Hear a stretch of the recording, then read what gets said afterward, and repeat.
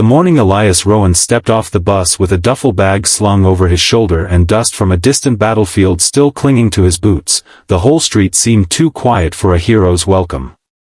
The sun was already high, pouring golden light over the neat lawns and trimmed hedges of Maple Grove Lane, but nothing about that peaceful suburban morning could drown out the noise still echoing in his mind.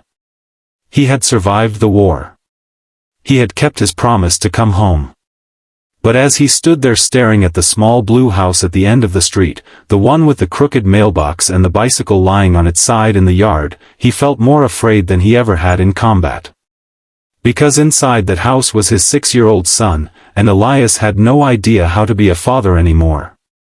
If you believe in kindness and second chances, take a moment right now to like, comment, share, and subscribe to Whisper Tales 3. Stories like this remind us that even the smallest words can change a life. Elias had left for deployment 2 years earlier, just weeks after his wife Maren passed away from a sudden illness. Grief had swallowed him whole, but he buried it beneath duty and discipline. His son, Theo, had been sent to stay with his aunt temporarily, then brought back home under the care of neighbors while Elias served overseas. He told himself that fighting for his country was the only way to stay standing, the only way to keep from collapsing under the weight of loss. But now, standing in broad daylight with the war behind him, he realized he had postponed the hardest battle of all. Theo was waiting on the porch steps when Elias finally walked up the path. The boy looked smaller than he remembered, his sandy hair longer, his eyes cautious but hopeful.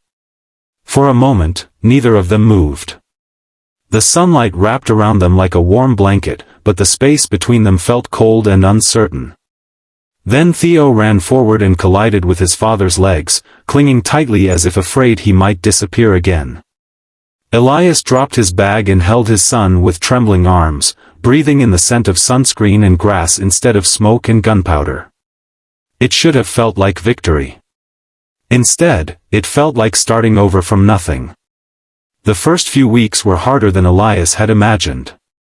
Daytime routines that once felt ordinary now overwhelmed him.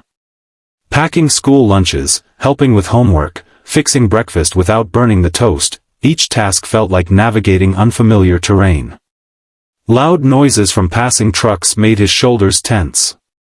He woke before dawn, pacing the living room while Theo slept, haunted by memories he couldn't explain to a child. The neighbors watched from behind curtains, whispering about the decorated soldier who returned a different man. Theo tried to be brave. He rarely complained, even when Elias forgot to sign a permission slip or missed a school assembly because he lost track of time. The boy would sit quietly at the kitchen table, drawing pictures of stick figures holding hands under a bright yellow sun, as if willing their small family back into wholeness. The house felt too big during the day, sunlight spilling into empty corners that once held laughter. Elias could sense the distance growing between him and his son, a silent gap filled with unspoken fears. One late morning, as Elias struggled to assemble a bookshelf Theo needed for his growing stack of school trophies, a shadow fell across the yard. It was their next-door neighbor, Mrs. Ingrid Hale, a retired school principal known for her sharp eyes and even sharper honesty. She had watched over Theo during the war, bringing casseroles and walking him to school. Elias had barely spoken to her since returning, ashamed of how much he depended on her before.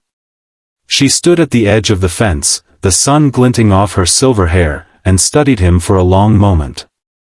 Elias expected criticism or pity. Instead, she said one simple sentence that cut through the noise in his mind: "You survived the war, Elias, but your son needs you to survive the peace." The word settled into him like a stone dropped into still water, rippling outward. Survive the peace. He had been fighting ghosts, bracing for explosions that would never come, while his son quietly waited for a father who could be present in daylight. For the first time, Elias understood that healing wasn't about forgetting what happened overseas, it was about choosing to stand fully in the life waiting for him here. That afternoon, instead of retreating indoors, Elias took Theo to the park. The sun was warm but gentle, children laughing as they raced across the grass. Elias pushed Theo on the swings, the chains creaking rhythmically, and listened as his son talked about school, about a spelling bee he wanted to win, about how he sometimes felt scared that his dad might leave again. Each word was a thread stitching them closer together. Elias realized that courage wasn't just charging into danger, sometimes it was admitting fear and staying anyway. The days slowly began to change. Elias sought counseling at the local veterans center during the mornings while Theo was at school. He started jogging in the daylight instead of pacing at night, letting the steady rhythm of his footsteps replace the chaos in his head. He attended school events, sitting in the front row with other parents, clapping louder than anyone when Theo received a small certificate for kindness. The house no longer felt like a battlefield. It felt like a home being rebuilt. Mrs. Hale continued to watch from her garden, but now her glances carried approval rather than concern. Elias often replayed her sentence in his mind whenever doubt crept in. Survive the peace. It became his quiet mission. He learned to cook Theo's favorite pancakes without burning them, learned to braid his son's shoelaces tighter so they wouldn't come undone during recess, learned to listen without flinching when doors slammed. Each small victory felt monumental. One bright Saturday morning, nearly 3 months after his return, Elias and Theo painted the old mailbox together. The boy chose a bold red color, insisting it would make their house impossible to miss. As they worked, sunlight dancing across their hands, Elias felt something unfamiliar but welcome rising inside him. Hope. Not the fragile kind that shatters easily, but the steady kind that grows through effort. He realized that the neighbor's sentence hadn't magically solved his struggles. It had simply reminded him where the real fight was.